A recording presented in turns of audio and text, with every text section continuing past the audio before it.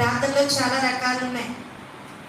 పై పెదాల ప్రార్థన ఒకటైతే, విరిగి నలిగిన హృదయంతో చేసే ప్రార్థన ఇంకొకటి. దేవునికి విరిగి నలిగిన హృదయంతో చేసే ప్రార్థన అంటే ఎంతో ఇష్టమే ఉన్నది. హల్లెలూయా. విరిగి నలిగిన హృదయంతో విజ్ఞాపన ప్రార్థన చేస్తే ఆయనకి ఇంకా ఇష్టం. విరిగి నలిగిన హృదయంతో విజ్ఞాపన ప్రార్థన చేస్తూ మోకాళ్ళ అనుభవం అంటే ఆయనకి ఇంకా నచ్చుతుంది. హల్లెలూయా. ఇలా ఎన్నో ప్రార్థనలు ఉన్నాయి. మన జీవితంలో మంచి కార్యము, గొప్ప కార్యము జరగాలంటే దేవునికి ఇష్టమైన ప్రార్థన మనము చేయాల్సిందిగా దేవుని వాక్కు సెలవిస్తుంది. హల్లెలూయా. మనమంటే దేవునికి ఎంతో ఇష్టం అండి.